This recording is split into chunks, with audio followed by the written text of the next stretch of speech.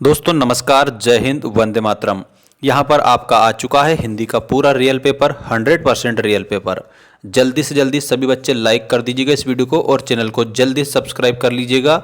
अब मैं स्टार्ट कर रहा हूँ आपका अर्धवार्षिक परीक्षा पेपर, जिसको आपको याद करके जाना है सभी स्टूडेंट को। दोस्तों इसमें सबसे पहला प्रश्न है, देखिएगा, सही विकल्प चुनकर लिखिए। में रीतिकाल को काव्य की दृष्टि से बांटा है। साथियों ये पूरा पेपर जो है ना, इसके सारे आंसर मैं बताऊंगा, एक भी क्वेश्चन छोड़ूंगा नहीं। आप लोगों के लिए सारे के सारे आंसर देखने को मिलेंगे। तो आप सभी बच्चे चैनल को सब्सक्राइब जरूर कर लेना। इसका पीडीएफ चाहिए तो ऐप की लिंक डिस्क्रिप्शन में है, डाउनलोड कर लेना। देखिएगा पहला क्वेश्चन ये रहा, रीतिकाल को काव्य की दृष्टि से बांटा गया है।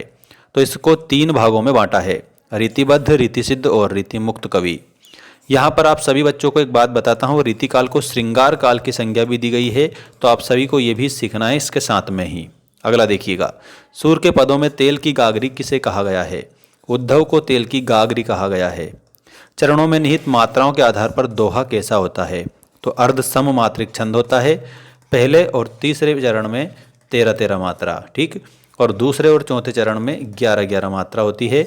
तो इस प्रकार से दोहे में 24 मात्रा होती है। अर्ध सम मात्रिक छंद इसमें आपका हो जाएगा, ऑप्शन नंबर 3। इसके बाद में नेताजी का चश्मा कहानी का मूल भाव क्या है?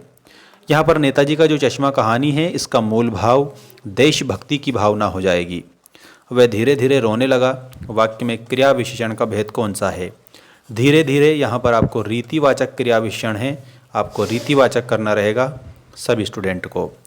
इसके बाद में भोपाल, यहाँ पर भोलानाथ और उनके हम उम्र चबूतरे के एक कोने को क्या बना देते थे? तो चबूतरे के एक कोने को वो नाटक घर बना देते थे। तो यहाँ पर आपको नाटक घर आंसर करना रहेगा। इसके बाद में रिक्त स्थानों की पूर्ति कीजिए वाला क्वेश्चन है आपका। देखिएगा आपका पहला रिक्त स्थान ये रहा, परशुराम अपना गुरु भगवान को मानते थे। कौन से भगवान को मानते थे? तो भगवान शिव को अपना गुरु मानते थे। दोस्तों मेरे द्वारा बताया गया प्रश्न 100% आता है, लिख के रख लेना। नहीं आए तो चैनल को डिलीट कर दूंगा मैं, पूरा 100% आएगा। मैं आपसे प्रॉमिस करता हूँ। सभी बच्चों को मैंने नोट्स प्रोवाइड करा रखे हैं हमारे ऐप पर, 6 के 6 सब्जेक्ट के। यदि आपने उनको लगा लिया ना, दुनिया की कोई ताकत आपको फेल नहीं कर सकती। परशुराम अपना गुरु किसको मानते थे? भगवान शिव को मानते थे। अगला देखिएगा, आश्रय की बाहरी शारीरिक चेष्टाओं को क्या कहते हैं? तो बाहरी शारीरिक चेष्टाएं हैं तो इसको हम अनुभाव कहते हैं। ये रस का अंग होता है। वैसे रस के 4 अंग होते हैं, विभाव, अनुभाव, संचारी भाव और स्थायी भाव। अनुभाव दोस्तों इसमें आश्रय की बाहरी शारीरिक चेष्टाओं को कहते हैं। विस्तृत कलेवर वाले काव्य को क्या कहा जाता है? तो इसको महाकाव्य बोला जाता है, क्योंकि विस्तृत है, बड़ा है, इस कारण से। अगला क्वेश्चन देखिएगा, बाल गोविंद भगत की प्रभातियां तक चलती थी। तो यहाँ पर फागुन मास तक उनकी प्रभातियां चलती थी, कार्तिक से प्रारंभ होती थी। अगला है, वाक्य से किसी क्रिया के करने होने की सामान्य सूचना मिलती है। तो इसमें विधानवाचक वाक्य आप सभी बच्चों को याद रखना रहेगा। करेक्ट आंसर के रूप में विधानवाचक आपका वाक्य हो जाएगा, ठीक है। A sentence is a group of word which makes complete sense. यहाँ पर विधानवाचक है, सारा आपके लिए मैंने लिख दिया, स्क्रीनशॉट ले सकते हैं। You can take screenshot right now. देखिएगा इसके बाद में क्वेश्चन नंबर, हाँ एक और बच रहा है इसमें, खालिस्तान। कटाव में बर्फ से ढके पहाड़ किसकी तरह चमक रहे थे? तो यहाँ पर आप सभी बच्चों को चांदी की तरह चमक रहे थे। तो यहाँ पर चांदी आप आंसर लिख देंगे। अब सही जोड़ी बनाइए वाला प्रश्न देख लीजिएगा और सारे के सारे आंसर याद भी करना है। ऐसा नहीं है कि मैं मेहनत करूं और आप मेहनत नहीं करो, आपको तो ज़्यादा मेहनत करनी चाहिए। उत्साह कविता एक आह्वान गीत है साथियों, एक आह्वान गीत से आप इसको मिलान कर देंगे, जो कि आपका सही उत्तर होगा। मानवीय क्रियाओं का आरोप जो होता है ना, वो मानवीकरण अलंकार में होता है। इसमें मानवीकरण अलंकार आपका सही उत्तर होगा। इसके बाद में देखिएगा, रिपोर्ताज की भाषा। तो दोस्तों रिपोर्ताज की भाषा के आगे आपको फ्रेंच लिखना रहेगा। ये आप सभी स्टूडेंट ध्यान से करेंगे। सफ़ेद पोश को आपको याद रखना है और सफ़ेद पोश में भद्र व्यक्ति आप करेंगे कंप्लीट आंसर के रूप में, ठीक है।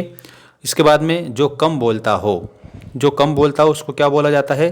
तो उसको मितभाषी बोला जाता है, जो कि हमारा नीचे लिखा हुआ है, ठीक है। थोड़ा ध्यान रखना, यहाँ पर नीचे लिखा हुआ है, ये मितभाषी है ना।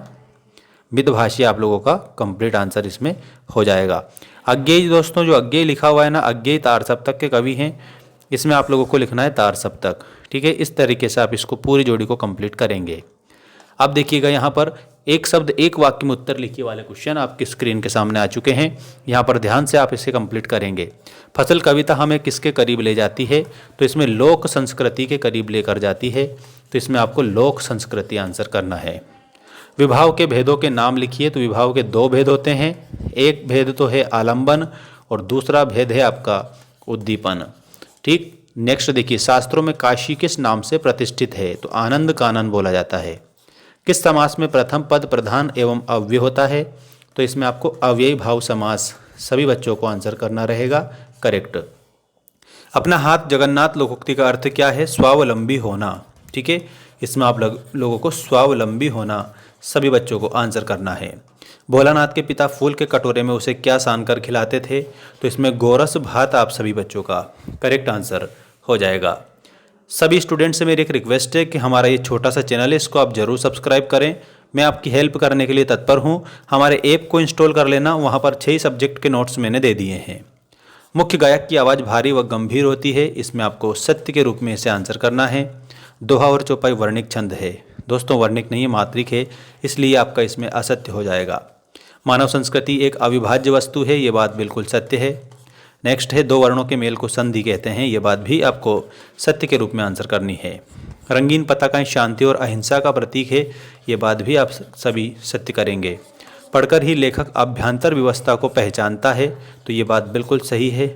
यहाँ पर इस प्रकार से ये सत्य असत्य आपके कंप्लीट हो गए। यदि आपको इसका PDF चाहिए तो जल्दी से ऐप डाउनलोड कर लो, वहाँ पर आपको क्लास 10th हिंदी का जो वार्षिक कोर्स है उसमें नोट्स वाला है वो, ठीक है, तो उसको परचेस कर लेना। 199 रुपये में आप लोगों को हिंदी का सब्जेक्ट का मिल जाएगा, और आपने अगर उसको लगा लिया तो आराम से पास हो जाओगे, इस बात की मैं गारंटी देता हूँ आपको।